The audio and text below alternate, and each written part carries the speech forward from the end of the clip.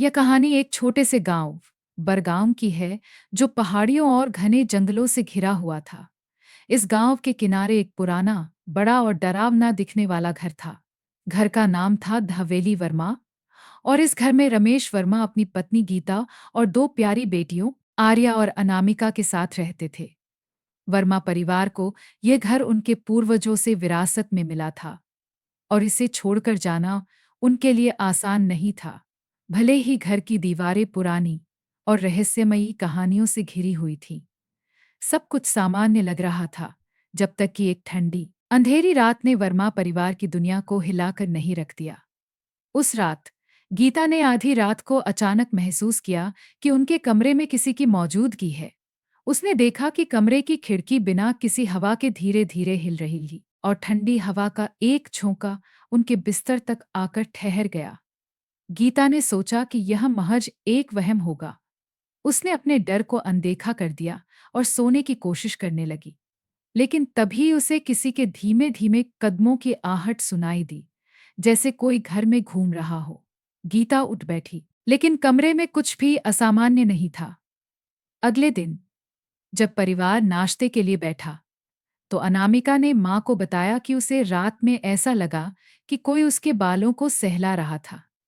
गीता यह सुनकर परेशान हो गई, लेकिन उसने अपने बच्चों को शांत करते हुए कहा कि यह सिर्फ एक सपना होगा। लेकिन बात यही खत्म नहीं हुई। उसी रात आर्या ने अपने कमरे में एक और अजीब घटना का सामना किया। वह आधी रात को एक अजीब आवाज सुनकर जाग गई। उसने देखा कि कमरे की खिड़की अपने आप खुल रही थी और खिड़की से ठंडी हवा का झोंका अंदर आ रहा था। हवा में एक अजीब सी गंध थी, जैसे किसी जले हुए चीज की। अचानक उसे अपने कानों में किसी की धीमी बुदबुदाहट सुनाई दी। आवाज इतनी अस्पष्ट थी कि वह ठीक से समझ नहीं पाई कि क्या कहा जा रहा है। डर के मारे आर्या आर्या जा जा से चिल्लाई और पूरा परिवार दौड़ता हुआ उसके कमरे में पहुंचा। रमेश ने अपनी बेटी को शांत किया और उसे प्यार से समझाया कि शायद यह उसका डर था जो उसके साथ खेल खेल रहा था। लेकिन आर्या की आंखों में डर और आंसू साफ झलक रहे थे। परिवार में अब हर सदस्य चिंतित था। गीता ने रमेश से कहा कि यह सब महज संयोग नहीं हो सकता। उन्होंने ठान लिया कि वे इस रहस्य को जानने की कोशिश करेंगे। गांव में एक बुजुर्ग व्यक्ति थे जिनका नाम था बाबा हरिराम। वे गांव के सबसे पुराने लोगों में से एक थे और कई रहस्यमयी कहानियां जानते थे। वर्मा परिवार ने बाबा हरिराम से मिलने का निर्णय लिया।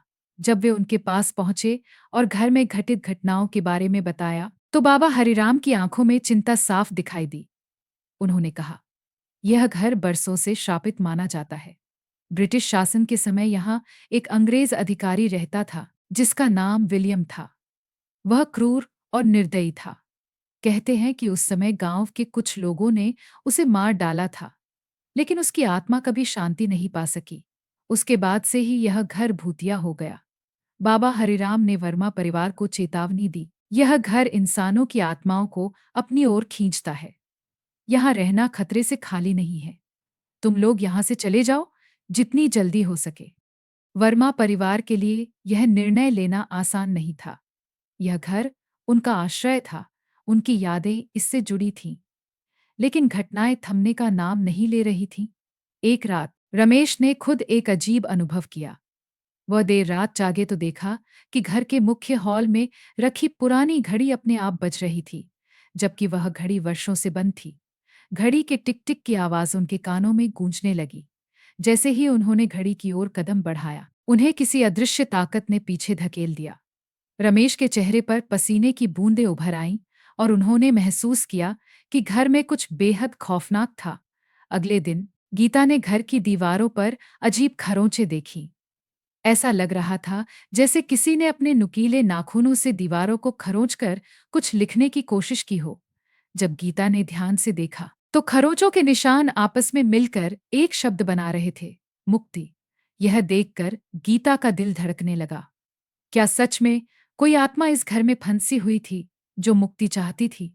आखिरकार वर्मा परिवार ने घर छोड़ने का फैसला कर लिया। वे अपनी सुरक्षा और मानसिक शांति के लिए गांव के दूसरे हिस्से में रहने चले गए। लेकिन कहानी यहीं खत्म नहीं हुई। जब नया परिवार उस घर में रहने आया तो उन्होंने भी उन अजीब घटनाओं का सामना किया। घर में अब भी वही कदमों की आहट सुनाई देती थी, वही खिड़कियां अपने आप खुलती थीं और वही बुदबुदाहट किसी के कानों में गूंजती थी। बरगाम के लोग आज भी इस घर को एक रहस्यमयी स्थान मानते हैं। कुछ लोगों का कहना है कि उन्होंने रात के अंधेरे में घर की खिड़कियों से किसी छाया को झांकते हुए देखा है। कोई कहता है कि जंगल में चलते हुए उन्हें का अजीब फुसफुसाहट सुनाई दी। यह सच है या सिर्फ डरावनी कहानियां, यह कहना मुश्किल है। लेकिन एक बात पक्की है, हवेली वर्मा की कहानी बरगाम के हर व्यक्ति की स्मृति में हमेशा जीवित रहेगी और उसकी रहस्यमयी परछाइयां कभी मिट नहीं पाएंगी। वर्मा परिवार ने गांव के दूसरे हिस्से में एक नया घर बना लिया। वहां वे सामान्य जीवन जीने की कोशिश कर रहे थे, लेकिन पुरानी हवेली की यादें और वहां हुए अनुभव उनके दिलो दिमाग से मिट नहीं सके। गीता अक्सर सोते समय डरावने सपने देखती, जहां उसे घर की दीवारों पर उभरते वही खौफनाक निशान दिखाई देते। अनामिका भी अब बहुत शांत हो गई थी और आर्या की हंसी कहीं गुम हो चुकी थी। रमेश ने अपने परिवार को सामान्य बनाने के लिए हर संभव कोशिश की, लेकिन घर के उन भयानक अनुभवों ने उन सभी को मानसिक रूप से झकझोर कर रख दिया था। हवेली वर्मा में अब शुक्ला परिवार रहने आया। वे शहर से गांव में शांति और सुकून की तलाश में आए थे। शुक्ला परिवार में माता-पिता और उनका एक बेटा विवेक था। पहले कुछ दिन बड़े आराम से बीते, लेकिन धीरे-धीरे वही अजीब घटनाएं फिर से शुरू हो गईं। एक रात विवेक ने अपने कमरे की अलमारी के पास किसी के खड़े होने की परछाई देखी। उसने सोचा कि यह उसका भ्रम होगा और सोने की कोशिश की, लेकिन अगले ही पल अलमारी का दरवाजा अपने आप खुल गया और एक ठंडी हवा उसके चेहरे से टकराई। विवेक डर के मारे चिल्ला पड़ा।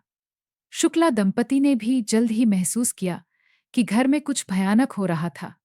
घर की दीवारों से कभी-कभी खरोंचने की आवाज आती थी और हॉल में रखी घड़ी रात के समय बिना किसी कारण के बज उठती थी। शुक्ला परिवार अब बुरी तरह घबराया हुआ था।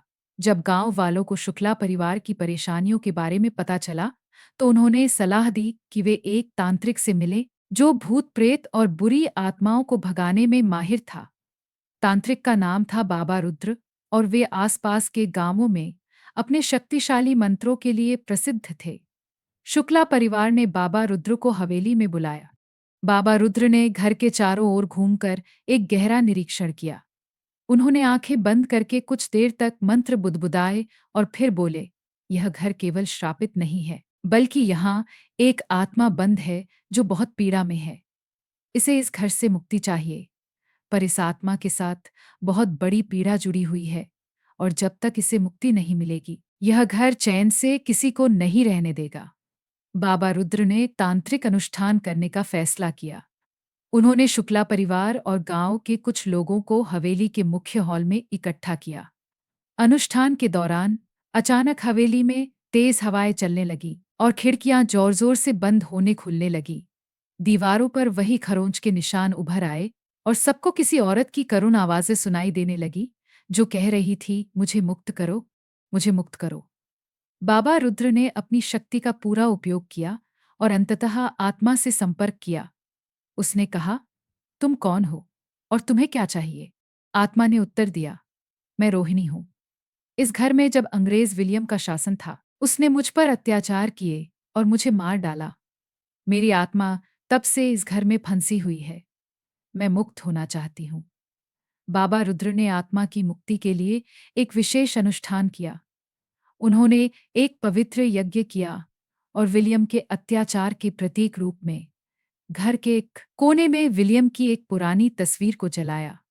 जैसे ही तस्वीर जलकर राख हो गई, हवेली में एक तेज प्रकाश फैल गया। सबने देखा कि खिड़कियां और दरवाजे अब स्थिर हो गए थे। दीवारों के खरोंच के निशान धीरे-धीरे गायब हो गए और हवेली में पहली बार एक अजीब सी शांति छा गई। अनुष्ठान पूरा होने के बाद बाबा रुद्र ने घोषणा की कि आत्मा को मुक्ति मिल गई है। उन्होंने शुक्ला परिवार को आश्वासन दिया कि अब हवेली में कोई बुरी ताकत नहीं रहेगी। शुक्ला परिवार ने राहत की सांस ली और वहां रहने का फैसला किया। वर्मा परिवार को भी यह खबर मिली और उन्हें यकीन हो गया कि अब उस हवेली में कोई डर नहीं बचा। लेकिन गांव के लोग अब भी हवेली के पास से गुजरते हुए सावधानी बरतते हैं। उन्होंने अपने अनुभवों से ये सीख लिया था कि कभी-कभी पुरानी कहानियों के हाँ में छिपे सच बेहद डरावने हा सकते हैं। हवेली वर्मा की कहानी और उसके पीछे का रहस्य अब भी बरगांव के लोगों की चर्चाओं में जीवित है, एक ऐसा सबक बनकर जो कभी भी भुलाया नहीं जा सकता। बरगाम की इस डरावनी घटना ने हर किसी को यह याद दिला दिया कि कभी-कभी जगह भी इंसानों के गहरे दुख और भयानक रहस्यों को अपने अंदर छिपाकर रखती है, जिन्हें भुलाया नहीं जा सकता। हवेली वर्मा में हुई भयावह घटनाओं के बाद बरगाम में एक नई शांति आ गई थी। शुक्ला परिवार अब उस घर में बिना किसी डर के रहने लगा।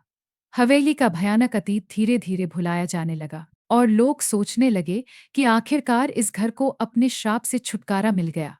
लेकिन यह शांति अस्थायी थी, क्योंकि रहस्य कभी भी पूरी तरह से खत्म नहीं होते, वे केवल दब जाते हैं।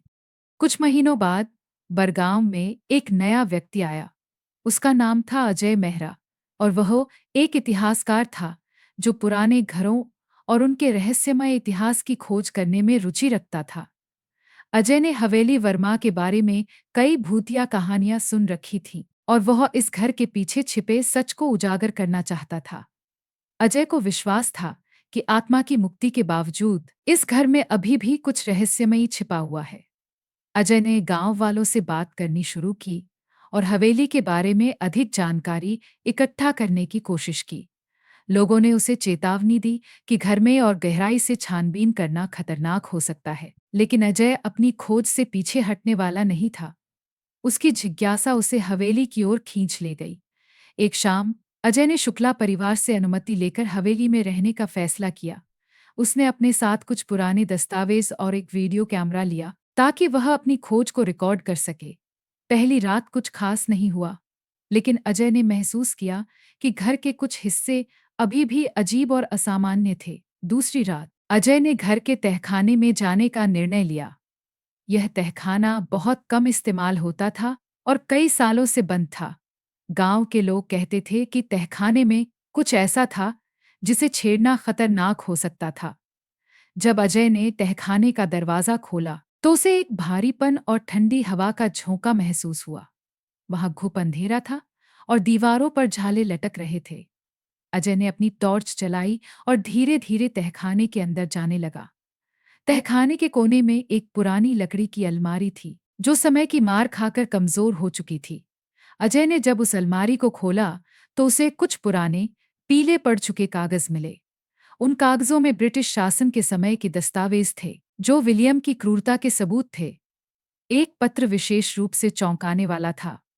उसमें लिखा था कि विलियम ने केवल रोहिणी पर अत्याचार नहीं किया था, बल्कि कई अन्य गांव वालों को भी बेदर्दी से मार डाला था। यह पढ़कर अजय के रोंगटे खड़े हो गए। उसने महसूस किया कि इस घर में केवल रोहिणी की आत्मा ही नहीं थी, बल्कि और भी आत्माएं थीं जो शायद अब भी भटक रही थीं। तहखाने में उस रात कुछ ऐसा हुआ जो अजय के जीवन का सबसे भयानक अनुभव बन गया।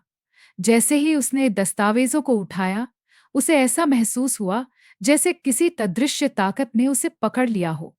उसकी टॉर्च एकदम से बंद हो गई और चारों ओर घुप अंधेरा छा गया। उसे किसी के भारी सांस लेने की आवाज सुनाई दी और अचानक एक ठंडी परछाई उसके सामने प्रकट हुई। अजय ने घबराकर अपने कैमरे से रोशनी करने की कोशिश की, लेकिन उसकी रोशनी उस रहस्यमयी परछाई को पार नहीं कर पा रही थी। वह परछाई धीरे धीरे अजय के करीब आने लगी।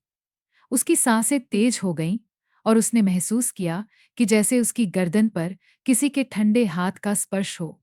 अजय ने डर के मारे चीखना चाहा, लेकिन उसकी आवाज गले में ही अटक गई।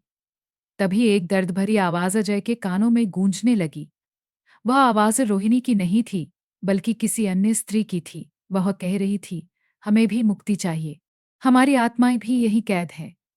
अजय समझ गया कि इस घर में एक से अधिक आत्माएं पीड़ा में थीं। यह वैली अबेक्यारव एक केवल एक श्रापित जगह नहीं थी। यह उन आत्माओं का बंदीगृह बन चुकी थी जो कभी विलियम की क्रूरता का शिकार हुई थी। अजय ने किसी तरह खुद को संभाला और तहखाने से बाहर भागा। बाहर पहुंचकर उसने गहरी सांस ली और महसूस किया कि उसके हाथ अब भी ठंडे थे। उसने तय किया कि वह इन आत्माओं को मुक्ति दिलाने के लिए कुछ करेगा। अजय की कहानी गांव में तेजी से फैल गई। लोग एक बार फिर डर के साए में जीने लगे। उन्हें लगा कि मुक्ति के लिए किए गए अनुष्ठान ने केवल रोहिणी की आत्मा को शांति दी थी, लेकिन बाकी आत्माएं अभी भी हवेली में भटक रही थीं। बाबा हरिराम, जो अब बहुत बूढ़े हो चुके थे, ने यह खबर सुनते ही अजय से मिलने का फैसला किया। उन्होंने कहा, तुमने तहखाने के राज को खोलकर उन आत्माओं को और अधिक बेचैन कर दिया है। अगर उन्हें अब भी मुक्ति नहीं मिली, तो उनका गुस्सा और भी बढ़ सकता है।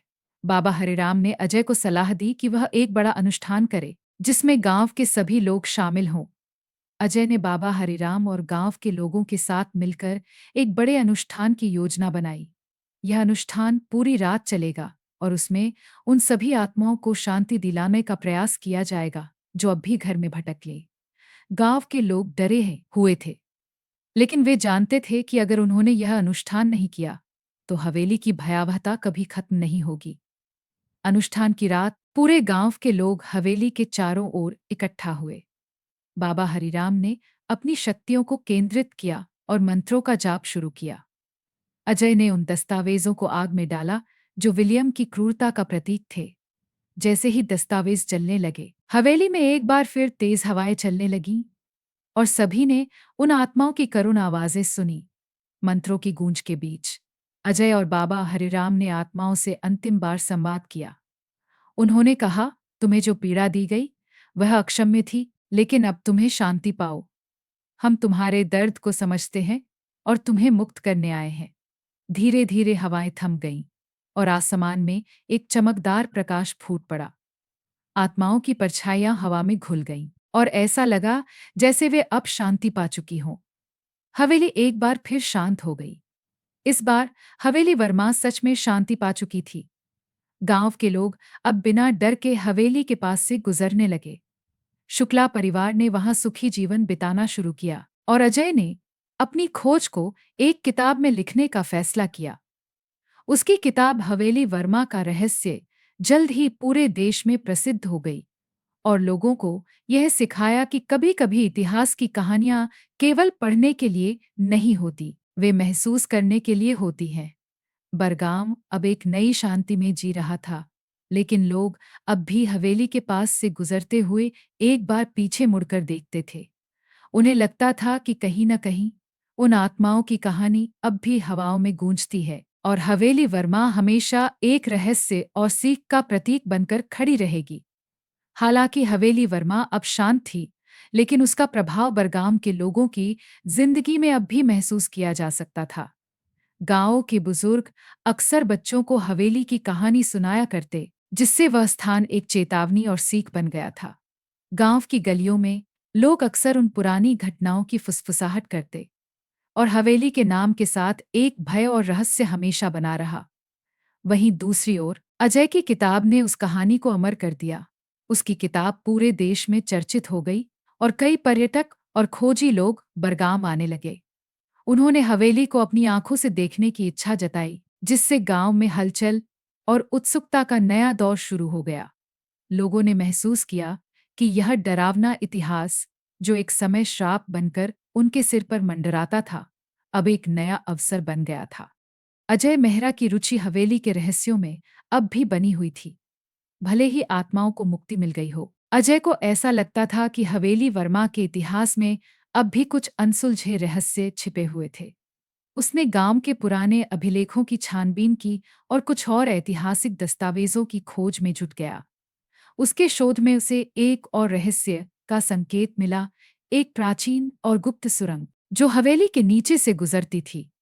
अजय ने सोचा कि यह सुरंग शायद अंग्रेजों द्वारा बनाई गई होगी और इसमें कुछ महत्वपूर्ण तथ्य छिपे हो सकते हैं। उसने गांव के कुछ लोगों को अपनी खोज में शामिल करने की कोशिश की, लेकिन ज्यादातर लोग अब भी इस मामले से दूर रहना चाहते थे। केवल कुछ युवा और साहसी लोग, जो उसकी कहानी से प्रेरित हो चुके थे, उसकी मदद करने के लिए तैयार हुए। अजय और उसके कुछ साथी एक रात सुरंग की तलाश में निकले। हवेली के पुराने तहखाने में खुदाई करने पर उन्हें एक भारी पत्थर मिला, जिसके नीचे एक संकरी सुरंग छिपी हुई थी। सुरंग में घुसते ही उन्हें एक अजीब सी घुटन महसूस हुई। यह सुरंग सीधी हवेली के पीछे जंगल तक जाती थी। दीवारों पर कई पुराने निशान और कुछ अजीब चित्र बने हुए थे, जिनमें से कुछ विलियम और उसके सैनिकों की क्रूरता को दर्शाते थे। जब वे सुरंग में आगे बढ़ते गए, उन्हें कुछ पुराने संदूक और लकड़ी कुसानयामिती डग से मिले। बक्सों में कुछ अंग्रेजी शाही प्रतीक और दस्तावेज थे, जो अंग्रेज विलियम के अत्याचारों और गुप्त योजनाओं का विवरण देते थे। लेकिन इसी के साथ उन्हें एक ऐसा दस्तावेज मिला जिसने उनके होश उड़ा दिए। उसमें लिखा था कि हवेली के नीचे एक शापित खजाना छुपा हुआ था, जिसे कभी कोई नहीं निकाल सका था। ऐसा माना जाता था कि इस खजाने की रक्षा के लिए कई निर्दोष लोगों की बलि दी गई थी, और यह खजाना ही आत्माओं के प्रकोप का मुख्य कारण था। जैसे ही अजय ने उस दस्तावेज को पढ़ा, उसे और उसके साथियों को एक अनजाना डर महसूस होने लगा। सुरंग के अंदर अचानक एक अजीब आवाज गूंज उठी। ऐसा लगा जैसे कोई उनकी हर हरकत पर नजर रख रहा हो। उनकी टॉर्च की रोशनी अचानक कमजोर पड़ने लगी और सुरंग में ठंडक बढ़ती गई। तभी अजय को एक परछाई दिखाई दी। यह वही परछाई थी जो उसने पहले तहखाने में देखी थी। यह परछाई धीरे धीरे उनकी ओर बढ़ रही थी और अजय ने महसूस किया कि यह खजाने की रक्षा करने वाली आत्मा हो सकती है। अजय और उसके साथी सुरंग से बाहर भागने लगे। उन्हें लगा कि अगर वे और देर करते तो कोई अनहोनी हो सकती थी। किसी तरह वे बाहर निकले और अजय को एहसास हुआ कि हवेली का रहस्य अभी पूरी तरह से खत्म नहीं हुआ था। खजाने का शाप अब भी जीवित था, और यह हवेली केवल आत्माओं के मुक्ति से ही नहीं, बल्कि एक और गहरे रहस्य से जुड़ी हुई थी। अजय और उसके साथियों ने बाबा हरिराम को यह सब बताया। बाबा हरिराम ने गहरी चिंता के साथ कहा, तुमने जिस खजाने की बात की है, वह केवल धन दौलत नहीं है। यह शापित है और अनगिनत पीड़ित आत्माओं की बद्दुआओं से बंधा हुआ है। इस खजाने की खोज करना अपने आप को मौत और पीड़ा की ओर धकेलने के समान है। तुम्हें अब यह जगह छोड़ देनी चाहिए और इसे हमेशा के लिए बंद कर देना चाहिए। लेकिन अजय की जिज्ञासा इतनी आसानी से शांत नहीं हो सकती थी। उसने ठान लिया कि वह इस शापित खजाने का सच दुनिया के सामने लाएगा। उसने बाबा हरिराम से वादा किया कि वह इस खजाने की खोज में सावधानी बरतेगा और अनजाने में किसी आत्मा को कष्ट नहीं पहुंचाएगा। बाबा हरिराम ने निराशा के साथ सिर हिला दिया, यह जानते हुए कि कुछ रहस्य ऐसे होते हैं जिन्हें छेड़ना इंसान के बस में नहीं होता। हवेली वर्मा अब केवल एक डरावना स्थान नहीं रही थी। यह एक पहेली बन चुकी थी, एक ऐसा रहस्य जो इतिहास, आत्माओं और खजाने से बंधा हुआ था। अजय और उसके साथियों ने ठान लिया था कि वे इस रहस्य को पूरी तरह सुलझाएंगे, चाहे इसके लिए उन्हें कितने भी खतरे उठाने पड़े। बरगाम के लोग अब हवेली को एक नई नज़र से देखने लगे थे, एक ऐसी जगह के रूप में जो भले ही डरावनी हो, लेकिन उसकी कहानियां और रहस्य कभी खत्म नहीं होंगे। हवेली वर्मा की छाया अब भी गांव में महसूस की जा सकती थी, और हर गुजरते दिन के साथ यह छाया गहराती जा रही थी। अजय की खोज और साहस ने इस कहानी को एक नया मोड़ दे दिया था, और यह तय था कि हवेली वर्मा का रहस्य अभी और खुलासे करने वाला था। लेकिन क्या अजय इस खजाने की सच्चाई को उजागर कर पाएगा, या यह शापित खजाना एक और त्रासदी का कारण बनेगा? यह रहस्य केवल समय ही बता पाएगा। अजय ने बाबा हरिराम की चेतावनियों के बावजूद हवेली वर्मा के गहरे रहस्यों को उजागर करने का निश्चय कर लिया था। वह जानता था कि यह आसान नहीं होगा, लेकिन उसकी जिज्ञासा और साहस उसे पीछे हटने नहीं दे रहे थे। उसने अपनी खोज में सहायता के लिए कुछ और साहसी और जिज्ञासु इतिहासकारों और खोजियों को शामिल किया। यह टीम अब पूरी तैयारी के साथ हवेली के तहखाने और सुरंग में उतरने का फैसला कर चुकी थी। टीम ने एक रात का समय चुना जब चंद्रमा की रोशनी हवेली को कुछ हद तक रोशन कर रही थी। हर कोई अपने साथ मजबूत टॉर्च, रस्सियां और कुछ धार्मिक प्रतीक लेकर आया था, ताकि किसी भी अप्रत्याशित घटना से बचा जा सके। तहखाने में घुसते ही सभी ने एक भारीपन और अजीब सी ठंडक महसूस की। ऐसा लग रहा था मानो यह जगह अब भी आत्माओं के प्रभाव में थी। अजय ने सुरंग में टीम को आगे बढ़ने का संकेत दिया। सुरंग के अंदर का वातावरण भारी था और हवा में किसी अनजानी सी दुर्गंध फैली हुई थी। जैसे जैसे वे गहराई में उतरते गए, अजीब सी फुसफुसाहटें सुनाई देने लगी। ऐसा प्रतीत हो रहा था मानो आत्माएं उन्हें सचेत कर रही हो कि वे यहां से वापस लौट जाएं। तभी अचानक एक टीम सदस्य विकास चिल्ला उठा। उसका चेहरा भय से सफेद हो चुका था। उसने कहा कि उसने अपने पीछे किसी का ठंडा हाथ महसूस किया है। सबने पीछे मुड़कर देखा, लेकिन वहां कोई नहीं था। अजय ने सबको शांत रहने के लिए कहा और आगे बढ़ने का आग्रह किया। सुरंग के अंत में वे एक बड़े कक्ष में पहुंचे। इस कक्ष के बीचों बीच एक विशाल पत्थर का बक्सा रखा हुआ था, जिस पर अजीब प्रतीक और अभिशप्त शिलालेख अंकित थे। अजय और उसकी टीम को यह समझ में आ गया कि यही वह शापित खजाना है जिसकी बात दस्तावेजों में की गई थी। बक्से के चारों ओर मरे हुए जानवरों की हड्डियां बिखरी पड़ी थीं और ऐसा लग रहा था मानो यह खजाना ना जाने कितने बलिदानों का गवाह बन चुका हो। अजय ने बक्से को खोलने की कोशिश की, लेकिन तभी एक भयानक गर्जना पूरे कक्ष में गूंज उठी। सभी की टॉर्चें अचानक बंद हो गईं और अंधकार ने उन्हें घेर लिया। कक्ष में अचानक सैकड़ों भूतिया परछाइयां उभर आईं, जो दर्द भरी चीखों के साथ उनकी ओर बढ़ने लगीं। ऐसा प्रतीत हो रहा था कि खजाने की आत्माएं अपने बचाव के लिए जाग चुकी थीं। टीम के सदस्यों में भगदड़ मच गई। किसी ने अपनी टॉर्च चालू करने की कोशिश की, तो किसी ने धार्मिक प्रतीक दिखाकर आत्माओं को भगाने की कोशिश की, लेकिन उन परछाइयों का असर कम नहीं हुआ। अजय ने महसूस किया कि यह खजाना केवल धन और दौलत नहीं था, बल्कि उन आत्माओं की कड़वी यादों और विलियम की क्रूरता का प्रतीक था। यह खजाना एक शाप था और इसे उठाना आत्माओं को और भी अधिक क्रोधित कर सकता था। बाबा हरिराम के शब्द अजय के कानों में गूंजने लगे। उन्होंने कहा था कि इस खजाने को छूने से पीड़ित आत्माओं का शाप जाग जाग जाएगा। अजय को अब यह समझ आ गया कि उसे क्या करना है। उसने अपनी टीम को शांत रहने के लिए कहा और बक्से के सामने बैठकर प्रार्थना करने लगा। उसने आत्माओं से क्षमा मांगी और उनसे कहा, हम यहाँ आपके दर्द को महसूस करने और आपकी पीड़ा को समझने आए हैं। हम आपका खजाना नहीं लूटने आए। कृपया हमें माफ कर दें और शांति पाएं। अजय की सच्ची भावना और प्रार्थना सुनकर परछाइयां धीरे धीरे शांत होने लगीं। कक्ष में फैली ठंडक भी कम हो गई और हवा में एक हल्की गर्मी महसूस होने लगी। एक दर्द भरी लेकिन शांत आवाज गूंज उठी, तुमने हमारी पीड़ा को समझा है। हमारा दर्द वर्षों से यहाँ कैद था। अब हम शांति पाना चाहते हैं। एक तेज रोशनी कक्ष में फैल गई और सभी परछाइयां उस रोशनी में विलीन हो गईं। खजाने का बक्सा धीरे धीरे अपने आप ही बंद हो गया, मानो आत्माओं ने अपनी मुक्ति स्वीकार कर ली हो। सुरंग में एक अजीब सी शांति छा गई और अजय और उसकी टीम को लगा कि आत्माओं ने अब सच में उन्हें माफ कर दिया है। अजय और उसकी टीम किसी तरह बाहर निकली। सभी गहरी सांस लेकर आसमान की ओर देख रहे थे। यह अनुभव उनके जीवन का सबसे डरावना लेकिन सबसे शिक्षाप्रद अनुभव बन गया था। अजय ने फैसला किया वह इस खजाने को अब और नहीं छेड़ेगा और इसे सुरक्षित रखेगा, ताकि भविष्य में कोई और इसे लेकर लालच में न फंसे। बरगाम के लोग जब यह सब सुनते हैं तो वे एक बार फिर उस स्थान की शक्ति और रहस्य से दहल जाते हैं। बाबा हरिराम ने अजय को धन्यवाद दिया और कहा, तुमने हवेली की आत्माओं को समझा और उनका आदर किया। यही एकमात्र तरीका था इस श्रापित खजाने से बचने का। हवेली वर्मा अब भी खड़ी थी, अपने भीतर अनगिनत कहानियां और रहस्य छुपाए हुए। लेकिन अब यह केवल एक भयावह स्थान नहीं थी, यह एक ऐसी जगह बन गई थी जो यह सिखाती थी कि अतीत की पीड़ा को समझना और सम्मान देना ही सच्ची मुक्ति का मार्ग है। गांव में अब भी लोग हवेली की तरफ देखकर सिहर उठते थे, लेकिन वे यह भी जानते थे कि इस घर की आत्माएं अब शायद शांति में है।